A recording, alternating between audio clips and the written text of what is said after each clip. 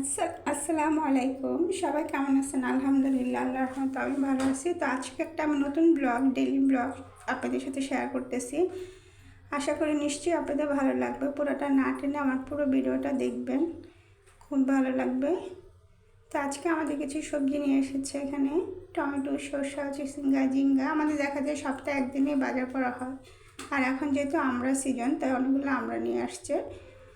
আমরা এইভাবে খাওয়া হয় না, তো দেখা যায় মাঝে মাঝে ভর্তা করে বা আচার বানিয়ে খাওয়া হয়ে যায়। তো টক ফল অবশ্যই খাওয়া উচিত। আল্লাহর রহমতে যে 12 মাসই দেখা যায় কোনো না কোনো ফল থাকে। তো আমাদের এখানে অনেকগুলো মাছ নিয়ে এসেছিলো। কিছু মাছ না কেটে নিয়ে আসছে, ওগুলো আমার আন্টি কাটতেছিল। আর এখানে একটা বড় রুই মাছ নিয়ে এসেছিলো, এটার ওয়েট ছিল 3 কেজি। তো আমাদের বড় মাছ আনলে সাধারণত দেখা যায় বাজার থেকে কেটে নিয়ে আসে। এত বড় মাছ তো বাসায় কাটা সম্ভব হয় না। তো মাছটা দেখে খুবই ভালো লাগলো, মনে হলো একদম তাজা। যদিও দামটা একটু বেশি থাকে, তাজা মাছ খেতে কিন্তু অন্যরকম স্বাদ লাগে। আমাদের বাসায় দেখা যায় ছোটো মাছ থেকে বড় মাছগুলো আমরা রান্না করে থেকে ফ্রাই করে ভেজে খেতেই পছন্দ করি। তো এখানে এত বড় ছিল মাছটা, 3 কেজির বেশি হবে, আমি পুরোপুরি জানি না। তো মাছটা এখানে 2 প্যাকেটও করে নিয়ে আসছিলো, দেখতেও ভালো লাগতেছে। তো আজকে বন্ধের দিন, সবাই যেহেতু বাসায় আছে, একা একা থাকলে কোনো কিছু খাওয়া হয় না। তো আমি এখানে একটা টক ফল ভর্তা করবো। সেই আমড়া, পেয়ারা, টমেটো সব কিছু আমি একসাথে ছেঁচে নিয়েছি পুঁতা দিয়ে। বাজারে গাড়িতে করে মামারা বিক্রি করে, দেখতে খুবই ভালো লাগে, কিন্তু অতটা মজা লাগে না যতটা বাসায় আমরা বানানো মজা লাগে। তো আমার এভাবে বানাতে খুবই ভালো লাগে। তো দেখা যায় বাসায় সবাই একসাথে থাকলে তখন ভর্তা খাওয়া হয়ে যায়, একা একা খেতে ভালো লাগে না। তো এখানে তেঁতুল আমি খুব ভালো করে পুঁতে দিয়ে ছেঁচে নিয়েছি, কারণ আমাদের বাসায় আবার গোটা গোটা থাকলে পছন্দ করে না। তো ভর্তাটা খুবই মজা হয়েছে। আর আমি এখানে আখের গুড় দিয়েছি। তো আজকে দেখা যায় বাজারে সব কিছু গুছিয়ে রান্না বাড়া করতে একটু কষ্ট হয়ে যায়, ঝামেলা হয়ে যায়। তো এখানে আমি পেঁপে ছিঁড়ে নিচ্ছি, পেঁপে দিয়ে আজকে শিঙি মাছ রান্না করব।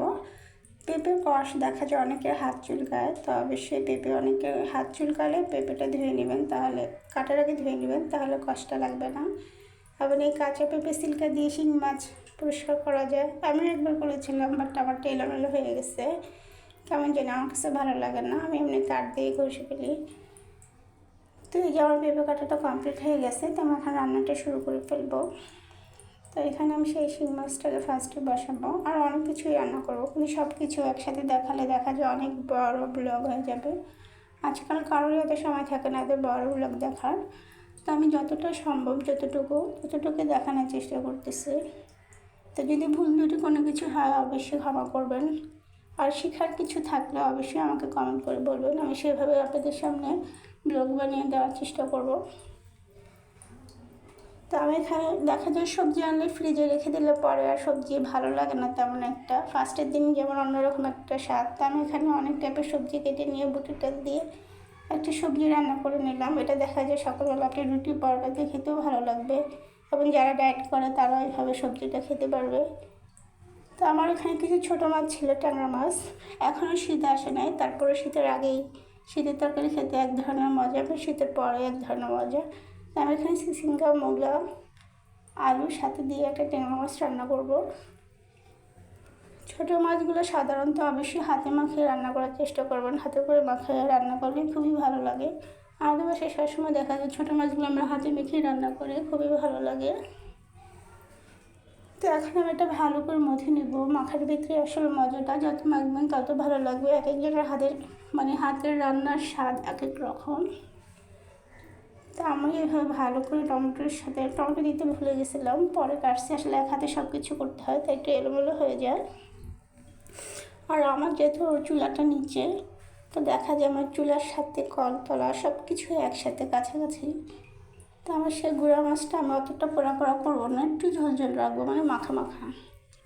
তো আমাদের বাসায় যদি ছোট্ট পিচি আছে, ও তো মাছটা সত্যি কিছু খায় না, দেখা যায় মাংস, ডিম এগুলো ছাড়া। ওই জন্য 2টা ডিম রান্না করে ফেললাম।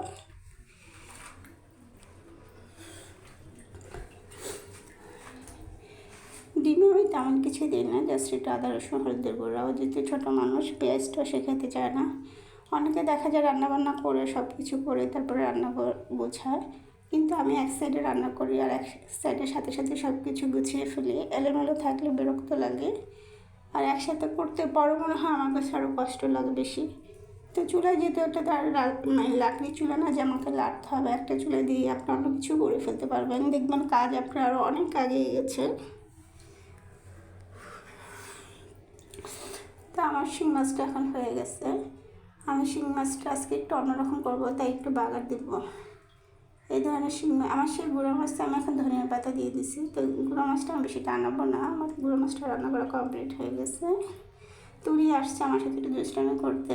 রান্না বান্না সব কিছু, দুপুরে খাওয়া দাওয়া, নামাজ পড়া সব কিছু কমপ্লিট হয়ে গেছে আমাদের। বিকালে একটু শুয়েও ছিলাম, তো এখন বিকালের জন্য একটা নাস্তা, তো শুয়েও ছিলাম, এখন বিকেলের জন্য একটা নাস্তা রেডি করতেছি। আমি এখানে পাউরুটি ছিল, পাউরুটি দিয়ে অনেকগুলো কাঁচামরিচ দিয়েছি দেখছেন, আর অনেকগুলো পেঁয়াজ দিয়েছি। পেঁয়াজটা অবশ্যই একটু বেশি লাগবে, তো সেখানে আমি কিছুটা গোলমরিচের গুঁড়ো দিয়ে দিব, আর আমি কিছুটা টমেটো সস দিব, একটা ডিম ফাটিয়ে দিব, আর সামান্য কিছু লবণ দিব। তো আসলে আমি এই ধরনের যখন বিকেলের নাস্তাগুলো করি, এমন না যে আমি কোনো ইউটিউব বা কোনো চ্যানেল দেখে করি না, আমি আমার নিজের আইডিয়া থেকে কিছু কিছু বানাই, দেখা যায় আসলে খুব মজা হয়। তো এভাবে আমি কিছুটা সস দিয়ে দিচ্ছি। তো আমার জিনিসটা খুবই নরম হয়েছে, সেই জন্য আমি কিছুটা বিস্কিটের গুঁড়া দিয়ে দিলাম। তো আমার পেজে সাধারণত আমি রান্নার রেসিপি দিই। আপনাদের যদি এই ধরনের ডেইলি ব্লগ ভালো লাগে তাহলে অবশ্যই কমেন্ট করে বলবেন, আমি তারপর থেকে এই ধরনের ডেইলি ব্লগ দেওয়ার চেষ্টা করব। তো আমি এখানে অর্ধেকটা ভাবে গোল গোল করে নিয়েছি, আর বাকিটার ভিতরে আমি চিজ দিয়ে দিছি। তো আমি এখানে একটা বেটার দিয়ে পাউরুটির দুই আইটেমের জিনিস করে ফেললাম। এটা খেতেও মজা লাগবে, তবে আমি এটা যখন মানে ভেজেছিলাম আমার কাছে এটাই বেশি ভালো লাগছে, যেহেতু এটাতে চিজ দেওয়া আছে। তো আমাদের বাসায় ছোটো বাচ্চা আছে যেহেতু, ও আবার চিজটা পছন্দ করে না, তো ওই জন্য ওর জন্য আলাদা করে গোল গোল করে করেছি। ওইটাও এক ধরনের মজা ছিল, আর এটাও এক ধরনের মজা ছিল। আপনি অবশ্যই এটা ফ্রোজেন করে রেখে দিতে পারবেন, হঠাৎ করে কোনো মেহমান আসলে ভেজে দিতে পারবেন। আর অবশ্যই একটা কথা মনে রাখবেন, এখানে যেহেতু আমি কাঁচা পেস্টটা দিয়ে ফেলছি, তো এটা অবশ্যই আপনারা নর্মালে রাখলে 2-3 দিনের ভিতরে ভেজে খেয়ে ফেলবেন, নাহলে পেঁয়াজটা গন্ধ হয়ে যাবে। আর ডিপ ফ্রিজে রাখলে 2-3 মাস যখন কেউ আসবে তখনই ভেজে দিলেই হবে। তো এখন আমারগুলো কাপড়গুলো করা কমপ্লিট, দেখতেও খুব সুন্দর হয়েছে। তো আমি এখন এগুলো ভেজে ফেলবো।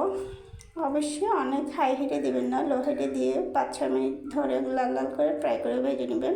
এটা বিকালে যে কোনো নাস্তার সাথেও ভালো লাগবে। সকালবেলা অনেক সময় বাচ্চারা অনেক কিছুই খেতে চায় না, তখন এটা আপনার বাচ্চার টিফিনও আপনি দিতে পারবেন। আর এটা খুব ঝটপট, পাউরুটি আর কিছুই লাগে না। ইচ্ছে করলে আপনি কিমাও দিতে পারতেন, বাট আমি এখানে কিমা দিইনি, কিমা সবসময় ভালো লাগে না, সেই জন্য। খুবই সুন্দর হয়েছে, খুবই মজা লাগছে। যদি ভালো লাগে অবশ্যই আমার চ্যানেলটা লাইক ফলো দিয়ে আমার পাশে থাকবেন, আমাকে ভালোবাসবেন। ইনশাল্লাহ আগামী ভিডিওতে দেখা পালা।